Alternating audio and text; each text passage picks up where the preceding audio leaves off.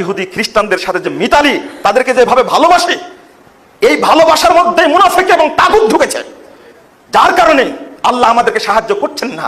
ওই দিন সাহায্য করবে যেদিন আমরা সম্পূর্ণ তাগুতকে বর্জন করে দিতে পারবো, সেই দিন আল্লাহ সাহায্য নাজিল করবেন ইনশাআল্লাহ।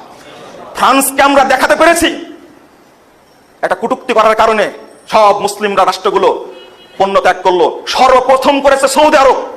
এখনো সৌদি আরব যেভাবে সুন্নি মুসলিমদের জন্য, ফিলিস্তিনিদের জন্য যেটা করছে, আল্লাহ যেন তাদেরকে আরো বেশি করার তৌফিক দান করেন, আমিন। তারা প্রস্তাবও দিয়েছে, যত ফিলিস্তিনিকে আশ্রয় দিয়েছে সৌদি আরবে, আল্লাহু আকবার। যেমন বাংলাদেশে আরাকানি ভাইদেরকে আশ্রয় দিয়েছে 11 লক্ষ। দ্বিতীয় রাষ্ট্র হলো সৌদি আরব, আলহামদুলিল্লাহ। সিরিয়ার সালাফি মুসলিমদেরকে প্রায় 40 লক্ষ শরণার্থীকে সৌদি আরব আশ্রয় দিয়েছে, আলহামদুলিল্লাহ। প্রায় 25 লক্ষ মায়ানমারের আরাকানি মুসলিম ভাইদেরকে সৌদি আরব একেবারে স্থায়ীভাবে নাগরিকত্ব দান করেছে, আলহামদুলিল্লাহ। আর তাদেরকে যেভাবে সহযোগিতা করেন, অন্য কোন রাষ্ট্র করেনি, চীন করেনি, ইন্ডিয়া করেনি। মাসের পর মাস সাগরে ভাসছে আমার আরাকানি ভাইয়েরা, পেটে খাবার না। যারা দেখতে যাননি, রোহিঙ্গা ক্যাম্পে যারা যাননি, তারা বুঝবেন না অবস্থাটা কি, তাদের কি করুণ পরিণতি তাদের।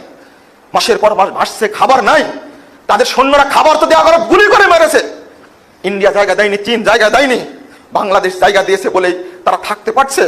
আল্লাহ কোন দিন ব্যবস্থা করবে জানি না, তবে অবশ্যই বিশ্বাস করি ইনশাআল্লাহ আল্লাহ ব্যবস্থা করবেন ইনশাআল্লাহ। ইন্ডিয়া যে মুনাফিকি করেছে মুসলমানদের সাথে, মুসলিম মসজিদগুলোকে পুড়িয়ে দিয়েছে, ভেঙে দিয়েছে, বাবরি মসজিদকে রাম মন্দির তৈরি করছে। আল্লাহর কখন সাহায্য নেমে আসবে?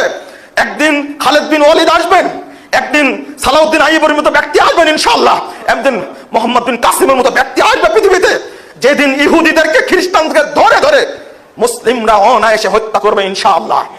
ইহুদিরা টিকতে পারবে না, বরং পাথরের কাছে আশ্রয় নিলে, গাছের কাছে আশ্রয় নিলে, গাছ বলবে, পাথর বলবে, ইয়া আব্দুল্লাহ মিন ওয়ারাই ইহুদিউন ফাকতুলহু। সহিহ বুখারীর কয়েকটা হাদিস আসছে। ইমাম বুখারী অধ্যায় রচনা করেছেন কিতাবুত তুর্ক। মনে রাখবেন, এই তুরস্ক সম্পর্কে বলা হয়েছে, তাদের চোখ হবে ছোট, নাক হবে চ্যাপ্টা, মুখ হবে চওড়া, পিটানো চামড়ার মতো তাদের মুখ হবে। রাসূল সাল্লাল্লাহু আলাইহি ওয়াসাল্লাম বলছেন, লা তাকুমুস সাআ হাত্তা তুকাতিলুনা তুর্ক। যতদিন পর্যন্ত তুরস্কের সাথে তোমরা যুদ্ধ না করবে, ততদিন পর্যন্ত কিয়ামত অনুষ্ঠিত হবে না। সহিহ বুখারীর 2926, 27, 28, 29 নম্বর 4-5টা হাদিস আপনি খুলে দেখুন। অধ্যায় রচনা করেছেন ইমাম বুখারী, বাবু কিতালিত তুর্ক অধ্যায় রচনা করেছেন। বন্ধুরা আমার, এই জন্য আগামীদের অবস্থা ইমানের উপরে টিকে থাকা ছাড়া কোনো উপায় নেই। আল্লাহ সাহায্য নাজিল করবেন ইনশাআল্লাহ। আমি কোনতে নাজিলা পড়বো ইনশাআল্লাহ।